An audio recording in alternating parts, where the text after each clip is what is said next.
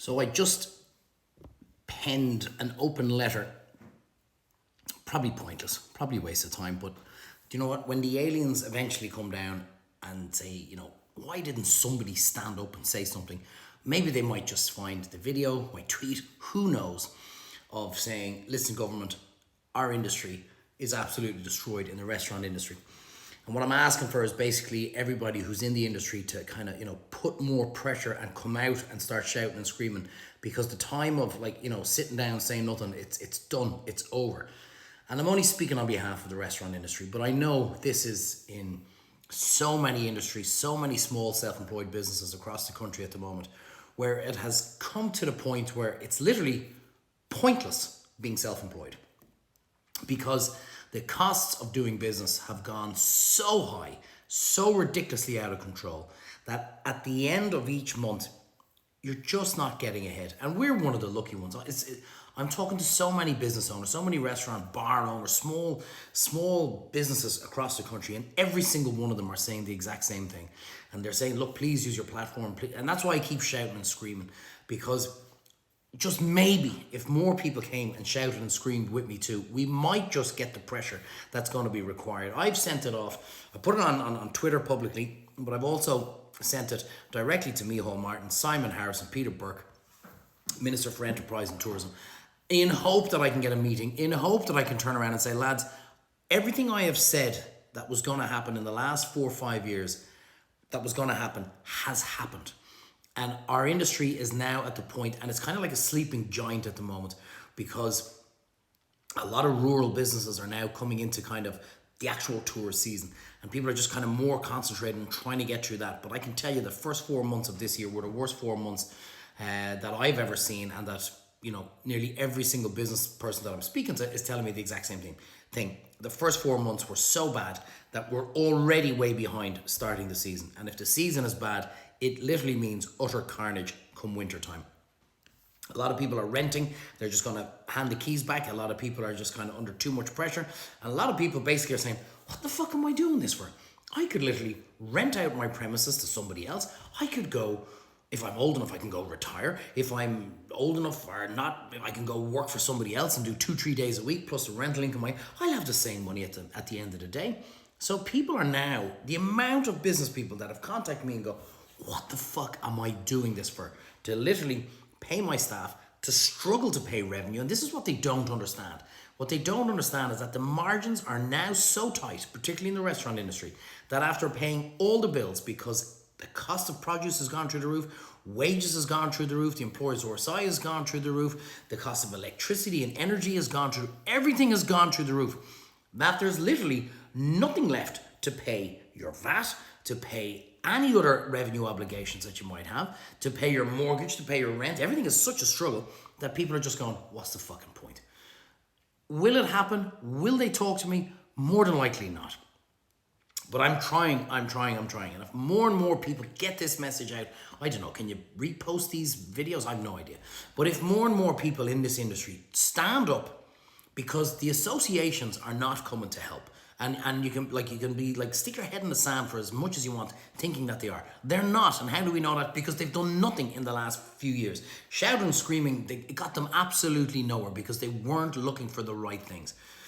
And all I'm trying to do is to say, listen, lads, listen, government, you have a serious shitstorm coming down very, very soon, in the next, probably from August to September onwards, that our industry is decimated. And I've been shouting and screaming it, but now I'm saying to lads, it's worse than I thought, because now, and as I said, we're one of the lucky ones, but I can see with the amount of people that I'm trying to help out, that they're turning around going, I have no money in my account.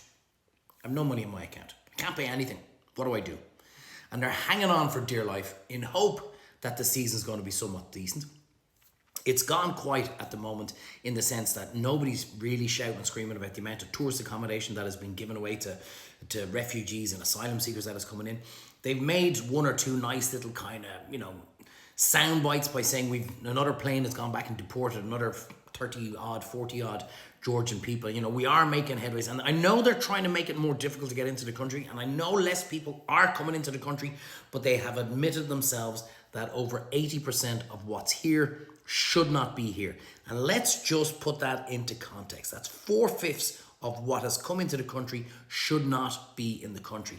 And this whole craziness is costing us 4 billion per annum from start to finish, which is 3.2 billion should not be costing the taxpayer in the first place. Could you imagine if we eliminated the 80% of what's here, if we eliminated that bill, if we got them out of the tourist accommodation that's destroying the tourism industry? Could you imagine how quickly we'd be on a road to recovery? I can see it already.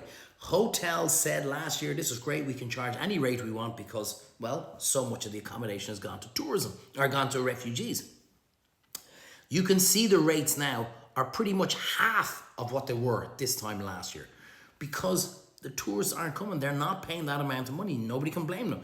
But also, nobody wants to spend top dollar to come to Ireland to sit in their hotel all day. And if you remove their entire budget on a day purely for their accommodation bill, it leaves them with nothing to come into the likes of bars, restaurants, knick-knack shops, Jarvies, kind of other little kind of things around the town. And that's why people want to come to Killarney. And when I say Killarney, I mean every town and village across the country.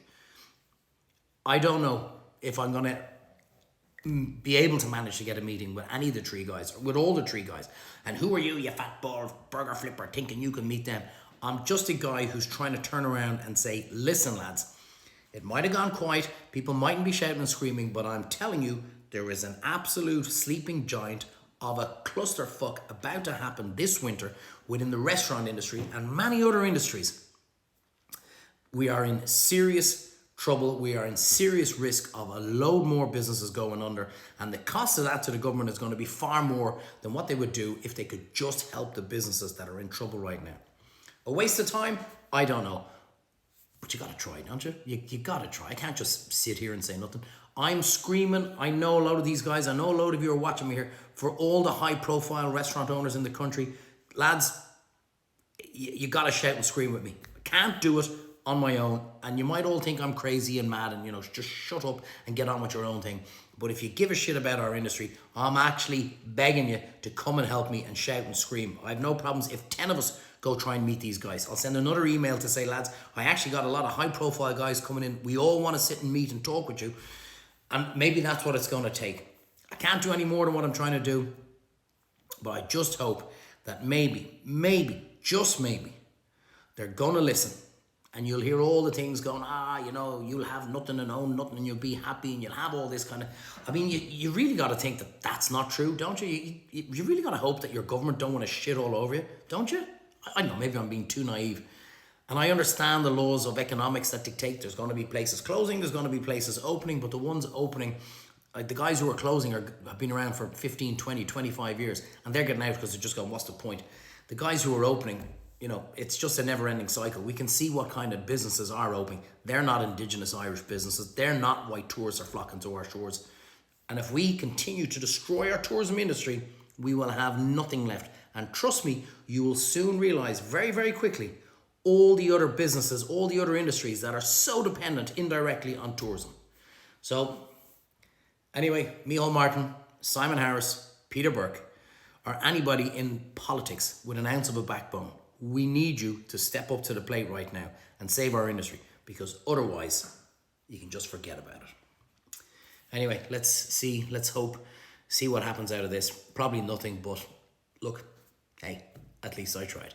Have a great day. Hope we're enjoying the weather. I think we've got a few more days, but then it changes, but hopefully. Anyway, listen, guys, if you're in the industry, any help you can throw, or even if you're not in the industry, just spread this message to as many people as you can. I just don't want to turn around next winter and say, I bloody told you so. I bloody told you so, like I've had to do for the last 3, 4, 5 years. It's still savable. Anyway, have a great day.